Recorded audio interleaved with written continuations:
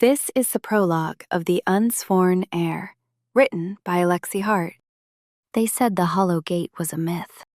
A story told to keep children from wandering into crypts and to keep lovers from whispering vows they could not keep. They said the realm was built on saints and stone, on crowns and prayer, on laws that held like iron. They did not say it was built on bones. They did not say the oldest god beneath the capital had a name that tasted like thorns. But the cathedral knew. It knew because it was the mouth. Beneath its white floors and sainted glass, beneath the incense and the hymns, there was a seam in the world that never truly closed. A thin crack, stitched and sealed and bled over for centuries. It waited. And it listened. On the night the king died, the cathedral listened harder. The bells rang, long and slow, mourning wrapped in ceremony. People knelt in the nave, heads bowed, palms pressed to stone. Priests lifted their hands and called it grief. But grief was heat. Grief was power. And power, when taken instead of given, curdled. Down in the crypts, cold spread like spilled ink. A priest in white walked alone with a lantern, breath fogging in front of her mouth. She had been sent to tend the reliquaries, to make sure the saints were properly displayed for the morning procession. She was young enough to still believe she was important. She was old enough to have learned that belief was mostly obedience. Her name was Sister Kaylin. No one would remember it. She descended the spiral steps with the lantern held high, the light trembling on carved faces of saints that watched her go. She tried to hum to herself, a radiant hymn meant to keep fear out of the bone. Fear didn't leave. It only learned new disguises. The crypt corridor opened into a chamber lined with relic boxes and bone shelves. The air smelled of wax and dust and old blood.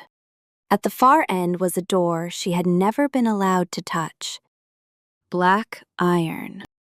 Thorn glyphs crawling across it like veins. The bishop said it was an old root ward. A precaution. A symbol. Sister Kaylin had never believed that. Tonight, the door pulsed faintly with cold light. Her lantern flame leaned toward it, as if longing. Her throat tightened. She should have turned back.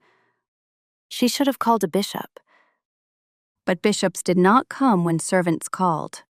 So she stepped closer, barefoot on stone, clutching the lantern like a charm. The air grew colder with each step. The hymn died in her throat.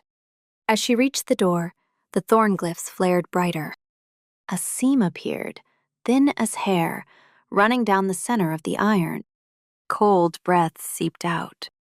Not rot cold. Not death cold. Law cold. The kind that didn't ask permission. Sister Kaylin's knees nearly buckled. She pressed her palm to the iron, instinctively, as if she could soothe it. Pain bit her skin. Not physical.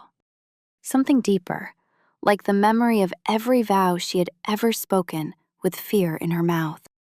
Her breath hitched. The seam widened by a hair. The lantern flame sputtered. A whisper pressed against the inside of her skull. Not words. Not a voice. A demand that was older than language. Payment. Her tongue went numb. She staggered back, breath tearing. "No," she whispered. The seam widened again. The cold breath thickened. Black frost crawled along the stone floor, spreading toward her bare feet. Sister Kaylin scrambled backward, lantern swinging. The frost touched her toes. She screamed. Not from cold, from recognition. Because the frost was a hand closing around her ankle. A grip. A claim. She tried to run. Her feet slipped on the suddenly slick stone. She fell hard, lantern shattering, oil spilling and catching fire in a low whoosh. Flames licked the frost. The frost did not melt. The seam in the iron widened enough to see darkness behind it. Not a room. A vast black hall of thorn and bone. Broken crowns lined its edges like offerings. Saint relics glittered there too. Golden hands and jeweled skulls, trophies taken from above. Sister Kaylin's breath stopped. Something moved in the darkness. A shape. Armor. Not rusted, not decayed. Black as midnight, etched with thorn glyphs that pulsed faintly green.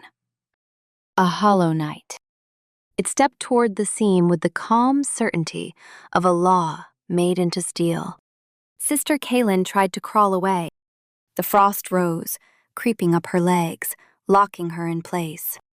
She sobbed, throat raw. "I didn't," she whispered. "I didn't mean." The hollow knight tilted its helm as if listening. Then the air itself spoke.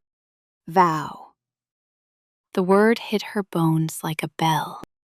Sister Kaylin swallowed hard. She had made vows. So many.